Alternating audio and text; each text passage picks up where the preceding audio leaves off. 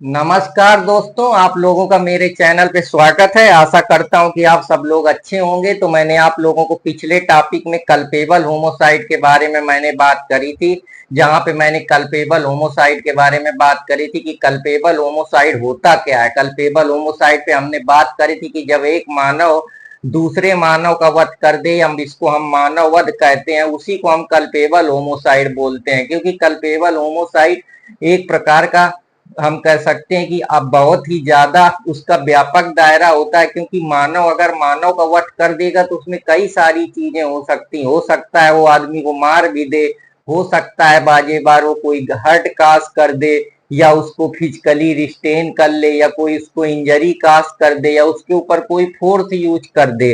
तो मैंने 299 में आपको कल्पेबल होमोसाइड के बारे में बताया था कि कभी कभी जो कल्पेबल होमोसाइड होता है वो लीगली होता है, कभी कभी अनलॉफुल तरीके से भी यूज किया जाता है, जब ना वहां पे उनको कोई प्रोटेक्शन मिला होता है, जो हमारे जनरल एक्सेप्शन होते हैं, या जो एक्यूज की मनोदशा होती है, जो उसकी इंटेंशन होती है वो पहले ही से बनी होती है। वो इलीगली किसी के ऊपर ग्रीवियस हर्ट काज करता है या इंजरी क्रिएट करता है, या उसे किसी भी तरीके से उसको मेंटली जो इंटेंशन है उसकी, वो कोई इंजरी या कोई बॉडली इंजरी काज करता है, तो हम उसको कल्पेबल होमोसाइड के बारे में बात करते हैं। लेकिन समस्या तब आती है कि कल्पेबल होमोसाइड मर्डर क्या सेम चीज है?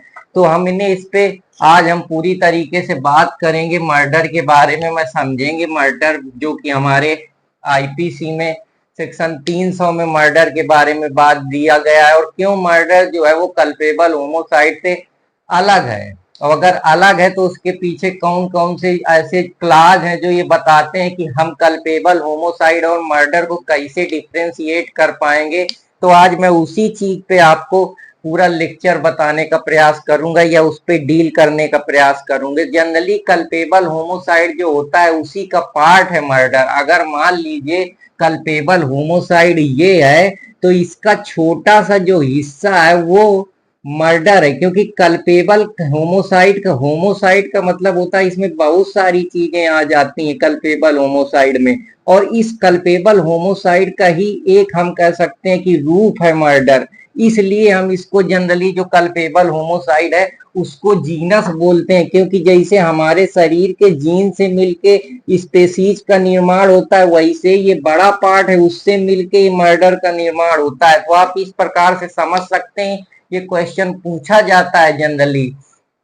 तो आशा करता हूं कि आप लोगों को ये समझ में आया होगा। तो जो हमारा मर्डर है वो बेसिकली, क्योंकि मर्डर एक प्रकार से आपने कोई भी मर्डर देखा होगा, कभी आपने ये नहीं दिया देखा होगा कि मर्डर कर दिया जाए और आदमी जिंदा बच जाए। तो हमेशा मर्डर उसी चीज को कहा जाता है जहां पे डेथ जो होती है वो पूरी तरीके से डिफिनेट होती है, उसमें पूरी प्रोबेबिलिटी होती है, पूरी निश्चित होती है, वो डिफाइन होती है अपने आप में। अब उसको कुछ बताने की जरूरत नहीं कि आदमी जिंदा है कि सांस ले रहा है। जब वो आदमी का पूरी तरीके से बंद हो जाता है, अपना उसमें सांस चलती है, मर जाता है। जैसे आप अपने आसपास कोई सा भी मर्डर उठा लें, चाहे पॉलिटिकल मर्डर हो जाए, चाहे कोई इकोनॉमिक बेसिस पे कोई किसी का मर्डर कर दे, या पर्सनल ग्रेजेस पे कोई मर्डर कर दे, तो ये सब सारी चीजें मर्डर के ही अंदर आती हैं। मर्डर के एसेंशियल इंग्रेडिएंट इसीलिए अलग है क्योंकि ये मर्डर जो है वो काफी एग्रावेटेड ऑफेंस है। ये इतना ज्यादा हीनियस क्राइम है कि आप किसी की मृत्यु ही कर देंगे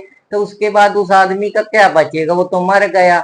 उसके बाद वो आदमी खत्म, पूरा उसका किल्ला खत्म। तो ये बहुत सीरियस अपराध है, और जब इस प्रकार के अपराध होते हैं तो ये अपराध सोसाइटी को एक प्रकार से चैलेंज करते हैं। क्योंकि ये इतने हीनियस है, ऐसा लगता है कि अगर एक्यूज ने कोई अपराध कर दिया है तो हो सकता है कल कोई अपराध जो है वो और जो सोसाइटी है उनके अंदर डर पैदा करे, या उनको परेशान करे, या जो और लोग हैं वो उनसे डरे। तो इस वजह से हम इसको सीरियस ऑफेंस की कैटेगरी में रखते हैं। इसीलिए ये एग्रावेटेड है। एग्रावेटेड का मतलब जो इसकी नेचर है, जो इसकी प्रकृति है, वो बहुत ही ज्यादा सीरियस है। तो ये जो सेक्शन 300 आईपीसी में दिया है, जबकि 101 भारतीय न्याय संहिता में इसके बारे में दिया गया है। अब मर्डर आप किसी का करेंगे तो स्वाभाविक सी बात है, ये पूरा शरीर है, इसी के अंडर मर्डर होगा। इसीलिए हम इसको ऑफेंस अगेन बॉडी की कैटेगरी में रखते हैं। तो आशा करता हूं कि आप लोगों को समझ में आया होगा।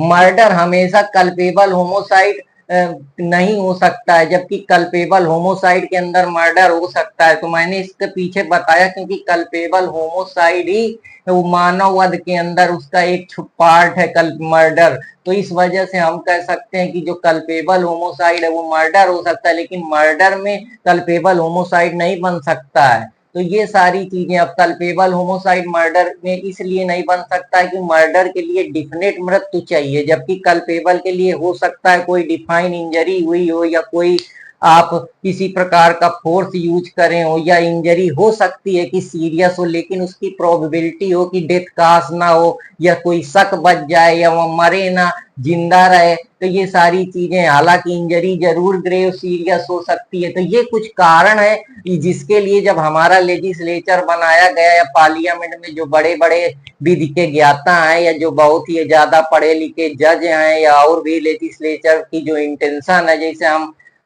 हमेशा इंटरप्रिटेशन में पढ़ते हैं कि लिबरल यूज करते हुए या गोल्डन प्रिंसिपल का यूज करते हुए, तो वो सारी चीजें इसके बारे में दी गई हैं जो ये बताती हैं कि अगर डेथ कास हो जाती है किसी की, तो उन्होंने जब मर्डर के बारे में लिखा होगा या जो इसका ड्राफ्टिंग करा होगा, उन्होंने ध्यान में रखा कि ऐसी कौन कौन सी एसेंशियल इंग्रेडिएंट हो सकते हैं जिसमें हम लॉ की नजर में ये कह सकें कि ये मर्डर का पार्ट आता है। क्योंकि जब सिद्ध करने की बारी आएगी, जब केस ट्रायल में जाएगा, जब प्रोसिक्यूशन एक्यूज को दोषी ठहराने का प्रयास करेगा, तो उसको ये जो इसेंशियल इंग्रेडिएंट है अगर वो एक्यूज को बियॉन्ड रीजनेबल डाउट नहीं प्रूव कर सकता, तो हो सकता है जिसको आप अपराधी बना रहे हैं उसकी जिंदगी जेल में सड़ जाए, उसको सोशल मेंटल डिस्टर्बेंस क्रिएट हो सके, वो इमोशनली डिस्टर्ब हो जाए, हो सकता है उसको साइकोलॉजिकली डिसऑर्डर क्रिएट हो जाए या माइंड में और समस्याएं हो जाए या समाज में जो उसका एक रेपुटेशन बनी है उसको डिफेम हो सके या बहुत प्रकार की समस्याएं हो सके, या जो उसकी एक वैल्यू है, जो इसका एक चार्म है, प्रेस्टीज है, स्टीम है, वो भी खतरे में लग जाए। इसीलिए जब सब चीजें पूरी तरीके से हम एक्यूज की जो कमियां है कि उसने ये करा है, उसको हम कोर्ट के सामने जो सबूत देते हैं, एविडेंस के जरिए प्रूव करते हैं कि हाँ तुमने ये सीरियस इंजरी करा, यहाँ से तुम बंदूक ला, इस समय मारे, तुम्हारी इंटेंशन क्लियर थी कि इस आदमी को निपटाना है। तो ये सारा काम जो प्रोसिक्यूशन का वकील होता है, जो राज्य के सरकार की तरफ से या स्टेट की सरकार की तरफ से केस लड़ता है, क्योंकि स्टेट का जो वकील होता है वो उसकी जिम्मेदारी होती है कि समाज में पीस बनी रहे, हार्मनी बनी रहे, मेंटेनेंस बना रहे, किसी प्रकार का उथल पुथल ना हो। अगर इस प्रकार का उथल पुथल होता है तो ये समाज की जिम्मेदारी, ये स्टेट की जिम्मेदारी, क्योंकि स्टेट को हमने अपनी बिल सरेंडर करी, अपनी इच्छाएं सरेंडर करी हैं, ये पॉलिटिकल ऑब्लिगेशन है स्टेट का कि वो हमको प्रोटेक्ट करे। अगर वो हमको नहीं प्रोटेक्ट कर पा रही तो फिर हमारे लिए एक लॉलेसनेस स्टेट आ जाएगा या ऐसा स्टेट आ जाएगा जहां हमारा कोई रख रखाव कर ही नहीं पाएगा। जैसे आज के दौर में डेमोक्रेसी है, सरकार है, वेलफेयर का स्टेट है। तो ये सारी चीजें आप इस प्रकार से समझ सकते हैं। जैसे हॉब्स कहते हैं कि जैसे बड़ी मछली छोटी मछली को तालाब में नहीं टिकने देती, इसीलिए हम सोशल कॉन्ट्रैक्ट बनाए, उसी प्रकार से हमने कॉन्ट्रैक्ट बनाया कि अगर कोई भी अपराध हो तो उसकी जिम्मेदारी स्टेट ले। तो आशा करता हूं कि आप लोगों को ये भी समझ में आया होगा। अब चलते हैं, मैं आप लोगों को कुछ डेथ के का 4 कासेज हैं जो सेक्शन 300 में दिए हैं, जो ये बताते हैं कि हम कब मान सकते हैं कि जो मर्डर है या जो कल्पेबल होमोसाइड है हम उसको मर्डर की कैटेगरी में रखेंगे। हम कल्पेबल होमोसाइड को मर्डर की कैटेगरी में तभी रखेंगे जब वो जो 4 क्लास हैं वो फुलफिल करे। और वो 4 क्लास जो हैं उनके बारे में मैं आप लोगों को जो सेक्शन 300 में दिए हैं उसके बारे में भी बात करूंगा। उससे पहले हम उसके कुछ चीजें देख लेते हैं कि कल्पेबल होमोसाइड को हम मर्डर की कैटेगरी में क्यों नहीं रखते हैं, क्योंकि कल्पेबल होमोसाइड एक पूरा उसका होल इलाका है जिसको हम जीनस बोलते हैं। मर्डर क्या है, एक अलग कैटेगरी है। मर्डर क्या है, एक स्पेसिफाइड है कि यहाँ सेक्शन 300 में दिया है इसके ये एसेंशियल इंग्रेडिएंट है तभी मर्डर कहेंगे। लेकिन कल्पेबल होमोसाइड के अंदर मर्डर भी आ जाएगा, क्योंकि मर्डर का जो दायरा है वो ज्यादा वास्ट है। तो आप इस तरीके से समझिए। अब मर्डर आप कैसे कर सकते हैं, किसी को गोली मार के कर सकते हैं, हो सकता है किसी को आप दवाई दे के मार दें, किसी का गला दबा के मार दें, किसी को ऐसी जगह से फेंक दें कि वो मर जाए। तो मर्डर भी कई प्रकार से किए जा सकते हैं। किसी को मेंटली किसी कंट्रैक्ट किलर के द्वारा मरवाया जा सकता है, या कोई हथियार का यूज करके, या शूटर बुला के, या उसको जानबूझ के आप उसका गला दबा दें, या उसके किसी ऐसे वाइटल सेंसरी पार्ट में मार दें कि वो मर जाए। तो मर्डर भी कई प्रकार से हो सकते हैं, लेकिन इस मर्डर के पीछे जो एक्यूज की साइकोलॉजी है वो इम्पोर्टेंट रोल प्ले करती कि उसने मर्डर क्यों करा, पर्सनल ग्रीवेंस के कारण करा, या कोई उससे उसकी लड़ाई थी, या उसके विचार नहीं मिल रहे थे, या कोई अचानक से कोई ऐसा भेदभाव पैदा हुआ, या कोई समस्या पैदा हुई। तो सिर्फ अकेले हम लीगली तौर पे किसी चीज का सोल्यूशन नहीं प्रोवाइड कर सकते कि अगर हम लीगली मर्डर पढ़ लें कि ये चीजें हैं, उनको पीनल कॉन्सिक्वेंसेस दे दें, जेल में भेज दें, तो क्या जरूरी है एक्यूज सुधर जाएगा? तो एक्यूज को सुधारने के लिए साइको जो उसकी साइकेट्रिक्स माइंड है कि वो ऐसा क्यों कर रहा है, उसके बारे में भी मैं बात करूंगा। लेकिन उससे पहले मैं आप लोगों को समझाने का प्रयास करता हूं कि सेक्शन अगर कोई भी अपराध करता है मर्डर से रिलेटेड, तो उसके लिए 302 में पनिशमेंट के बारे में दिया गया है। 307 ये करता है कि मान लो कोई आदमी है, मैं प्रयास कर दूं मर्डर करने का। अब इसमें जनरली बहुत सारे लोग फायदा उठा लेते हैं। हो सकता है कि कोई आदमी ऐसे ही थोड़ा ही मोड़ा मारे हो, लेकिन गुम्मा फेंक के किसी को शरीर में मार दो तो वो यही बताएगा भैया तुमने तो मेरा अटेम्प्ट मर्डर करने का प्रयास करा। इससे क्या है कि अगर तुम किसी ब्रेन के कहीं ऐसे हिस्से में लग जाए तो इससे तो यही मतलब है ना कि तुम हत्या का प्रयास करो, या कोई कोई चीज मिला दो खाने में, तो वो सब चीजें अब वो खाते वक्त वो आदमी उस समय डिसबैलेंस हो जाए या बच जाए, या वो समय उस चीज का जो माइंड है उसका चेंज हो जाए। लेकिन प्रयास तो तुमने मर्डरी का करा था। अगर तुम विफल हो जाते हो उस चीज पे तो फिर वो अटेम्प्ट टू मर्डर की कैटेगरी में आ जाता है। कल्पेबल होमोसाइड को हमेशा जीनस माना जाता है। जीनस इस वजह से माना जाता है क्योंकि ये जीन है। इसी से जैसे हमारे बायोलॉजिकल संरचना में जो हमारी जीन्स होती हैं, जो हमारे क्रोमोजोम गुणसूत्र से मिलके बनती है, जो हमारा फिजिकल एट्रीब्यूट डिसाइड करती है कि हमारे बाल कैसे होंगे, हमारे शरीर का कैसे विकास होगा, तो हम मोटे होंगे कि छोटे होंगे, गोरे होंगे, हमारे शरीर की जो पूरी डेवलपमेंट है वो कैसे होगी। In the same category culpable homicide, हम किसी मानव का वध कर रहे हैं, मानव का मानव तो हम किलिंग कर रहे हैं। तो ये जीन है जिसके जरिए उसी का एक पार्ट है छोटा कि उस मानव वध में हो सकता है मर्डर भी हम किसी का कर दें, तो इसीलिए हम इसको स्पेसीज की कैटेगरी में रख रहे हैं। तो आशा कर रहा हूं कि आप लोगों को ये भी समझ में आया होगा। इसीलिए हम कल्पेबल होमोसाइड को ब्रॉडर कैटेगरी के अंदर रखते हैं। तो आशा करता हूं कि आप लोगों को ये भी समझ में आया होगा। अब हम मर्डर को अगर समझने का प्रयास करते हैं तो मर्डर को समझने से पहले हमको सबसे पहले, क्योंकि कोई भी क्राइम होता है उसमें फिजिकल और मेंटल एस्पेक्ट बहुत जरूरी होता है।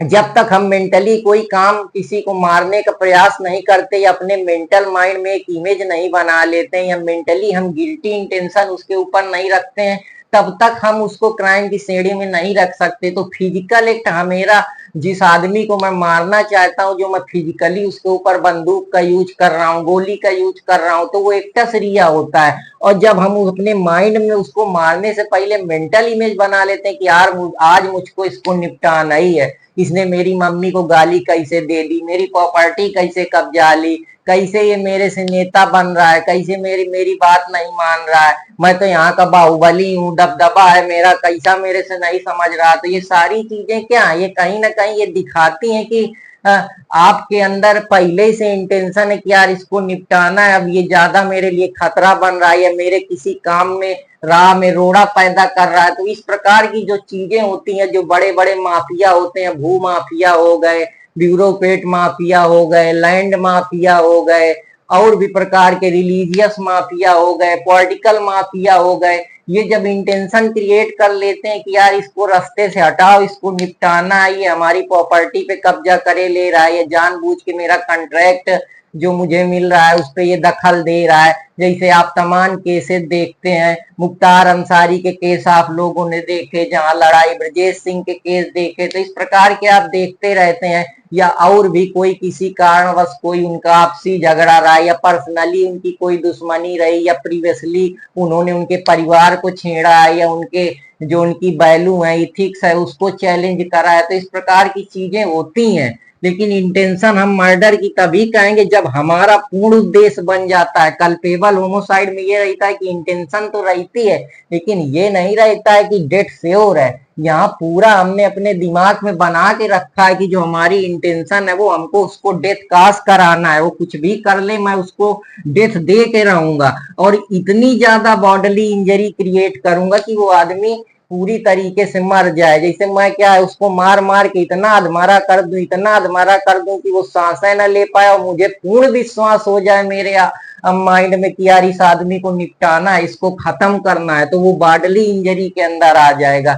तीसरी मेरे अंदर लाइकली टू कास्ट डेथ की, यार इसकी डेथ मुझे काशी करना, इसको बचना नहीं, अब इसका कोटा पूरा हो गया, अब इसको इस ब्रह्मांड में नहीं रहना, अब इसको निपटाओ, ये मेरे बाद उसमें सिस्टम में रोड़ा बन रहा है। तो जब इस प्रकार की हमारी इंटेंशन जहां पूरी 100% होती है, कोई इफ और बट नहीं रह जाता, ये रह जाता है कि हाँ इस आदमी का खल्लास करो, इसका पोस्टमार्टम करो, अब इसका समय आ गया है। तो ये सिचुएशन में हम मर्डर की कैटेगरी में रखते हैं। Sufficient ordinary course of nature, इसका क्या मतलब है कि सफिशियंट है वो चीज जो ऑर्डिनरी कोर्स ऑफ नेचर में हो रही। जैसे मुझे पता है कि यार इसका ये पार्ट बहुत खराब है, या इसको यहाँ समस्या, इसके ब्रेन में मार दूं तो ये आदमी मर जाएगा, तो वो ऑर्डिनरी जो चीजें मुझे उसके बारे में पता है, या कोर्स ऑफ नेचर में उसको पता है कि यार मैंने एक गोली मारी, वो आदमी ऐसे दबा के बैठ गया, मैंने 2-3 गोली मार दी, तो ऑर्डिनरी कोर्स जो समय चल रहा है उसमें मुझे पता चल रहा है कि अब यार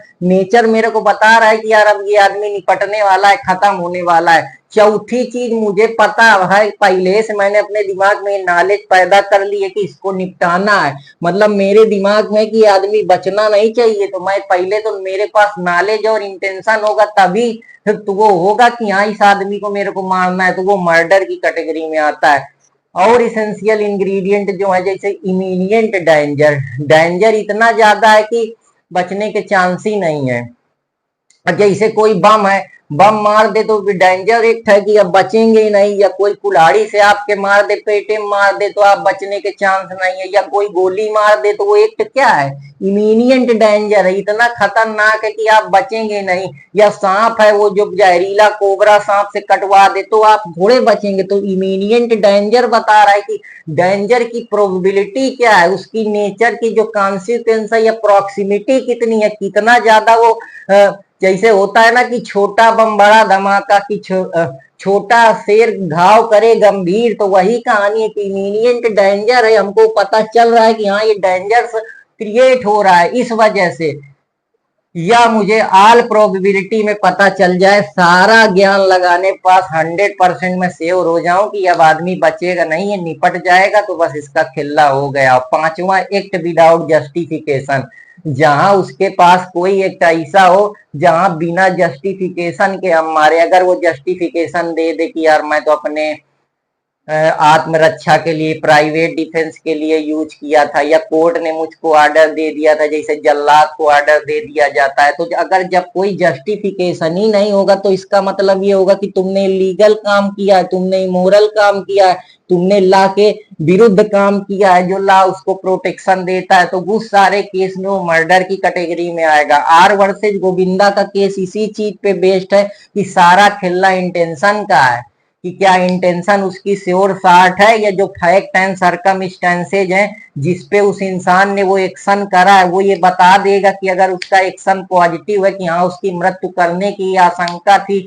या उसको वो मारना ही चाहता था, पूरी तरीके से कोई इफ एंड बट नहीं था, तो फिर वो मामला बन जाएगा। इस केस में जो मिल्जे हैं उन्होंने 299 और 300 में डिफरेंस की बात बताई है कि हम किसको कल्पेबल होमोसाइड रखेंगे, किसको मर्डर रखेंगे।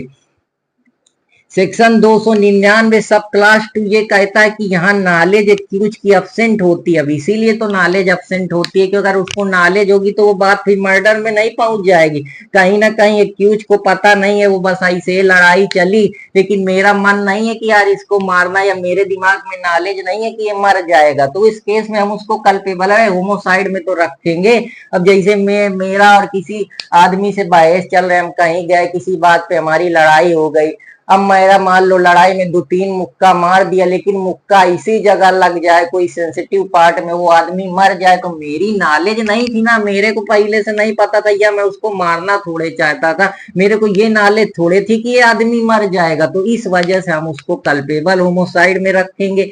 जबकि हमको नॉलेज पूर्ण है कि यार इसको निपटाना ही है, कोई फाइन बठाई नहीं है, बहुत दर्द दे रहा है, मेरे घर वालों को हमेशा छेड़ता है, मेरी जो महिलाएं हैं उनको छोड़ता है, या समाज में ये रेपिस्ट है, एंटी सोशल है, ये देशद्रोही है, इसको निपटाओ। तो ऐसे लोगों को जैसे पॉलिटिकल्स में जो बड़े बड़े नेता मंत्री होते हैं वो निपटवा देते हैं, तो ये सब मामले क्या है, डिफाइन है, जहाँ डिफाइन का मतलब है पूरी तरीके से फाइन है, अब उसमें कुछ डिफाइन करने की जरूरत नहीं है, सर्टेनिटी है, 100% है, प्रोबेबिलिटी है, ये फाइन बट का खेलना नहीं है, खेल खत्म है, गो बाय। सब सेक्शन 303 सेक्शन 300 सब क्लास 3 कहता है कि सफिशियंट ऑर्डिनरी कोर्स का नेचर देखा जाएगा कि जो हम काम कर रहे हैं क्या वो सफिशियंट है मर्डर कास्ट करने के लिए। अगर वो मर्डर कास्ट करने के लिए सफिशियंट है तो इसके लिए केस है इंडा वर्सेज स्टेट ऑफ राजस्थान। ये केस कहता है कि हमेशा मर्डर की या डेथ की जब कास्ट होगी तो प्रोबेबिलिटी देखी जाएगी, अगर हाई प्रोबेबिलिटी है, नेचर ऑफ इंजरी सीरियस है, एक्ट इमीनियंट डेंजर में है, या विदाउट जस्टिफिकेशन और कास्ट के तुमने वो एक्ट करा है जो इसेंशियल इंग्रेडिएंट, क्योंकि कोई भी चीज जो मर्डर का अगर हम खाना बनाते हैं तो हमको पता है इसमें चावल में कितना पानी डालना है, दाल कैसे बनानी है, सब्जी कैसे बनानी है, तो उसके इंग्रेडिएंट की पहले तेल डालना है, फिर प्याज छौंकना है। ऐसे ही हमको मर्डर के ये कुछ छोटे छोटे हमको इंग्रेडिएंट दे दिए गए हैं जिनके जरिए ही तो हम पहुंचाएंगे। ये रेसिपी है जिसके जरिए हम कढ़ाई पनीर बना रहे हैं, ऐसे ये मर्डर है जिसके जरिए हम इंसान को बता देंगे कि इसकी मृत्यु हुई है, तो ये इसके पीछे कारण है। आशा करता हूं कि आप लोगों को समझ में आया होगा। Birsa versus state of Punjab का केस है जहां प्रोसिक्यूशन ने ये प्रूव करने की बात की है कि हम क्या ऐसी चीजें होंगी जिससे हम उसको मर्डर की कैटेगरी में रखेंगे, तो हमेशा बॉडली इंजरी माना जाएगा कि इंजरी सीरियस होनी चाहिए। ये भी देखा जाएगा कि जो नेचर ऑफ इंजरी है क्या वो सीरियस है या उसको प्रूव किया जा सकता है, या जो हम इंटेंशन है उसका मूल उद्देश्य हमारी बॉडी को दिक्कत पहुंचाना या सीरियस इंजरी क्रिएट करना है। तो जब ये सारी चीजें हो जाएंगी या इंजरी क्या जो हुई है उससे मृत्यु होना निश्चित है, वो ऑर्डिनरी कोर्स ऑफ नेचर में मृत्यु क्रिएट कर सकता है। तो अगर इस तरीके के मामले हैं जनरली तो हम उसमें ये कुछ इसेंशियल इंग्रेडिएंट देखे जाएंगे या कुछ कोर्ट के द्वारा गाइडलाइंस दी गई हैं कि इन माध्यमों से हम इसको मर्डर की कैटेगरी में रखेंगे। जैसे Birsa versus state of Punjab के केस में बॉडली इंजरी प्रेजेंट होनी चाहिए, जो बॉडी को है उसको इंजरी इन्फ्लिक्ट होनी चाहिए, इंजरी सफिशियंट होनी चाहिए ऑर्डिनरी कोर्स ऑफ नेचर में, तभी तो मामला हम बताएंगे कि मामला मर्डर की तरफ जा रहा है, वरना वो कल्पेबल होमोसाइड मर्डर में अंतर है नहीं पता चले। वो 4-5 आईपीसी में दिए रहे थे intention to cast death, intention to likely to cast death, बच्चों को समझे ही नहीं आता क्योंकि टीचर हवा में बस वही 4-5 इंटेंशन टू कास्ट बकता रहता है, समझा ही नहीं पाता है। तो मैं आप लोगों को हिंदी में समझा रहा हूँ, आप लोग वहां जाके पेपर में आराम से इंग्लिश में लिखिएगा, बिल्कुल बिंदास लिखिएगा, कॉन्सेप्ट को समझ लीजिए, सारी चीजें हलवा हो जाएंगी। तो चलता हूँ, वही है कि कल्पेबल होमोसाइड हमेशा इंजरी हल्की फुल्की होती है, लेस डिग्री होती है। मेरा उद्देश्य तुमको कोई बहुत ज्यादा सीरियस इंजरी काज करना नहीं है, मारना नहीं है, लेकिन मर्डर में मैं हमेशा सोचूंगा तुमको जितना से ज्यादा घाव दे दूं, जितनी से जल्दी तुम्हारी मृत्यु कर दूं, हाई पॉसिबिलिटी क्रिएट कर दूं कि डेथ तुम्हारी गच्च से हो जाए, कोई कारण बचे ही ना। 300 सब क्लास 4 यही बात कहता है कि जो नॉलेज है हमेशा एक्यूज का, वो ये बताता है कि हमेशा उसको प्रोबेबिलिटी रहती है कि या तो इसकी डेथ हो जाएगी या तो इसको इतना बॉडीली इंजरी हो जाएगा कि जो डिग्री है जिसकी हम ग्रेविटी देख रहे हैं, जो नेचर है, सीरियसनेस है, वो ऑलमोस्ट सर्टेन हो जाएगा कि इस आदमी को अब निपटना निश्चित है। इसको अब भगवान भी, ब्रह्मा भी आ जाए, यमराज भी आ जाए तो नहीं बचा पाएंगे। एक्ट डन नॉट रीजन, वही है कि एक्ट विदाउट रीजन अगर आप कर रहे हैं कि कोई ऐसा एक्ट कर रहे हैं जहां रीजन नहीं है कि आपने प्राइवेट डिफेंस ले लिया या कोर्ट के ऑर्डर पे आपने उसको कुछ कर दिया या कोई इंजरी कास कर दी, तो जहां जस्टिफिकेशन नहीं होगा वहां इलीगल हो जाएगा। और हमेशा कोई भी क्राइम हो हमेशा इलीगली होता है, लीगल अगर हो जाएगा तो फिर तो मोरालिटी का पार्ट पढ़ाने लगेगा। तो ये सारी चीजें हैं जो इंपॉर्टेंट रोल प्ले करती हैं। इसमें केस है इंपरर वर्सेस धीरजा। ये केस में ये क्या है कि हस्बैंड और वाइफ के बीच में क्या होता है, हस्बैंड जो है वो वाइफ जाना चाहती है अपने पापा के घर में, जबकि जो वाइफ होती है वो कहती है नहीं जाती, जिसके बीच में दोनों के बीच में लड़ाई होने लगती है। जब दोनों जाती है तो रेलवे स्टेशन में वाइफ चली जाती, जब हस्बैंड चला जाता है, जैसे ही वाइफ हस्बैंड को देखती है कि हस्बैंड आ रहा है, वो डर जाती है, वो कुआं में कूद जाती है, उसका बच्चा मर जाता है, वाइफ बच जाती है। तो अब बताइए यहाँ पे कौन सा केस बनेगा, कल्पेबल, होमोसाइड या मर्डर? तो मामला यहाँ पे स्वाभाविक सी बात है, जो गिल्टी होगा वो कल्पेबल होमोसाइड का होगा, मर्डर का नहीं बनेगा, क्योंकि इतना उसको प्रोबेबिलिटी थोड़े थी कि डेथ कास हो जाएगी। या जो इंटेंशन क्रिएट कर रहा था, भय था, लेकिन इतना भी भय थोड़े था कि वो मार डालेगा अपने वाइफ को, या वो तो इस वजह से मामला जो है वो कल्पेबल होमोसाइड का बनेगा। एक्यूज का कोई दोष नहीं का, वो मर्डर नहीं करना चाहता था, वो अकेले हो सकता है थोड़ा दो चार रापट मार देता, थोड़ी इंजरी कास कर देता, लेकिन जो औरत थी वो डरपोक थी, जिसकी वजह से ये समस्याएं क्रिएट हुई थी। तो ये मर्डर का, इसे आज का मर्डर और कल्पेबल होमोसाइड के कुछ पॉइंट थे।